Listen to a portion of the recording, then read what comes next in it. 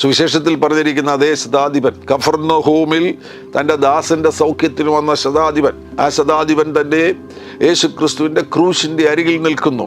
ഇപ്പോൾ ഇതാ അതേ ശതാധിപൻ തന്നെ അപ്പോസ്തല പ്രവൃത്തി 10-ാമത്തെ അധ്യായത്തിൽ അവിടെ അദ്ദേഹത്തിൻ്റെ പേര് നമുക്കറിയാം, കൊർന്നല്യോസ്. ഈ ശതാധിപന്റെ വിശ്വാസം സുവിശേഷത്തിൽ തന്നെ അത് വലിയ വിശ്വാസമായിരുന്നു. നിങ്ങൾ വിശ്വസിക്കുവാൻ തയ്യാറാകുകയാണ് എങ്കിൽ അത് യേശുവിനെ അതിശയിപ്പിക്കും. സാധാരണ വിശ്വാസമല്ല, വലിയ വിശ്വാസം നിങ്ങളിലൂടെ പുറപ്പെടുമ്പോൾ അത് യേശുവിനെ അതിശയിപ്പിക്കും. ആ വലിയ വിശ്വാസം പുറപ്പെടുവിക്കുന്നൊരു നല്ല ഉദാഹരണമാണ് ചൈൽഡ് ലൈക്ക് ഫെയ്ത്ത്.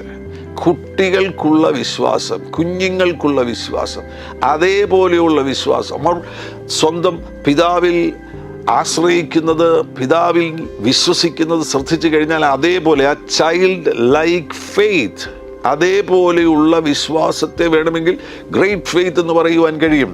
അങ്ങനെയുള്ള ഗ്രേറ്റ് ഫെയ്ത്ത് പുറപ്പെടുവിക്കുകയാണ് എങ്കിൽ അത് യേശുവിനെ ആശ്ചര്യപ്പെടുത്തും, അത് യേശുവിനെ അതിശയിപ്പിക്കും.